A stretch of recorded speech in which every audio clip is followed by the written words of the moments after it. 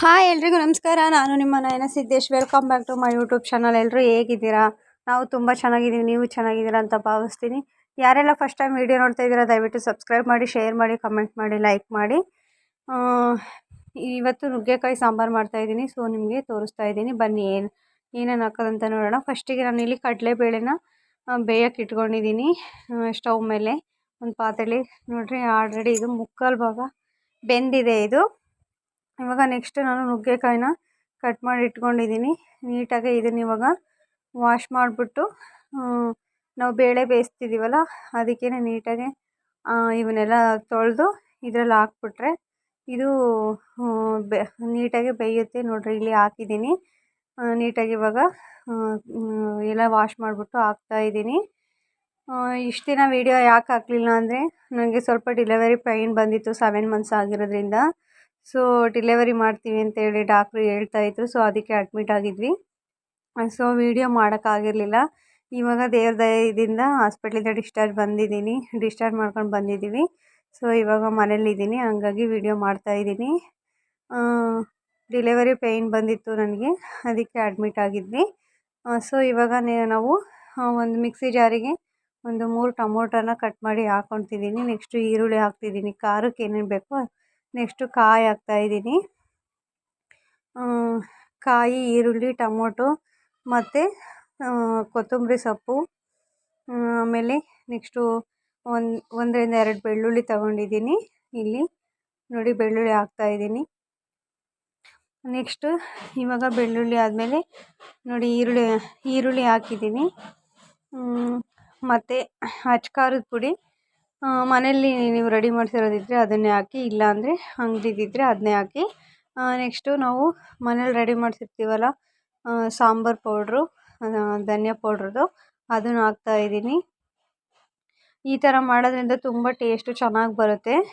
So ನೀವು ವೀಡಿಯೋಸ್ನ skip ಮಾಡದೆ ಕೊನೆವರೆಗೂ ನೋಡಿ, ನಮಗೆ ಸಪೋರ್ಟ್ ಮಾಡಿ ಫ್ರೆಂಡ್ಸ್. ದಯವಿಟ್ಟು ವಾಚ್ ಅವರ್ ಕಂಪ್ಲೀಟ್ ಆಗೋಕ್ಕೆ ತುಂಬ ಬೇಕು. ನಮ್ಮದು ವ್ಯೂಸೇ ಬರ್ತಾಯಿಲ್ಲ ಲಾಂಗ್ ವೀಡಿಯೋಗೆ. ಸೊ ತುಂಬ ಬೇಜಾರಾಗ್ತಾಯಿದೆ. ನೋಡಿ ಇಲ್ಲಿ ಎಲ್ಲ ನುಗ್ಗೆಕಾಯಿ ಜೊತೆಗೆ ಬೇಳೆನೇ ಎಷ್ಟು ನೀಟಾಗಿ ಬೆಂದಿದೆ. ಇವಾಗ ನಾನು ಒಂದು ಪಾತ್ರೆಯಲ್ಲಿ ಎಣ್ಣೆ ಹಾಕ್ತಾಯಿದ್ದೀನಿ ಒಗ್ಗರಣೆಗೆ. ನೋಡಿ ಎಣ್ಣೆ ಹಾಕಿದ್ದೀನಿ. ಇವಾಗ ನಾವು ಇದಕ್ಕೆ ಸ್ವಲ್ಪ ಸಾಸಿವೆ ಹಾಕಬೇಕು. ಇದು ಡಿಸ್ಚಾರ್ಜ್ ಆಗಿ ಬಂದೆ, ಇವಾಗ ಏನೂ ಪೇಯ್ನ್ ಇಲ್ಲ. ಸೊ ಆರಾಮಾಗಿದ್ದೀನಿ, ಹಂಗಾಗಿ ವೀಡಿಯೋ ಮಾಡ್ತಾಯಿದ್ದೀನಿ.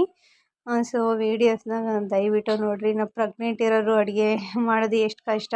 ನನಗೆ ಇದು 3ನೇ ಕನ್ಸೀವ್ ಆಗಿರೋದು. ಇದು 2 ಮಕ್ಕಳು ಆಲ್ರೆಡಿ ಇದ್ದಾರೆ, ನಿಮಗೆ ಗೊತ್ತಿರುತ್ತೆ. ಇವಾಗ ನೋಡಿ ಒಂದು ಸ್ವಲ್ಪ ಸಾಸಿವೆ, ಆಮೇಲೆ ಕರಿಬೇವು ಸೊಪ್ಪು, ಈರುಳ್ಳಿ ಹಾಕಿದ್ದೀನಿ. ಇದೆಲ್ಲ ನೀಟಾಗಿ ಫ್ರೈ ಆಗ್ತಾಯಿದೆ. ಇದಾದಮೇಲೆ ನಾವು ರುಬ್ಬಿರ್ತೀವಲ್ಲ ಮಿಶ್ರಣ, ಫಸ್ಟು ಇವಾಗ ನೋಡಿ ಇದು ನೀಟಾಗಿ ಫ್ರೈ ಆಗ್ತಾಯಿದೆ. ಇವಾಗ ನೆಕ್ಸ್ಟು ನಾನು ಟೊಮೊಟೊ ಹಾಕ್ತಾಯಿದ್ದೀನಿ.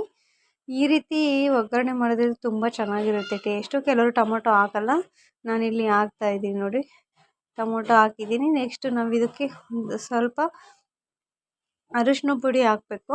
ನೋಡಿರಿ ಇಲ್ಲಿ ಅರಿಶಿನ ಪುಡಿ ಹಾಕ್ತಾಯಿದ್ದೀನಿ.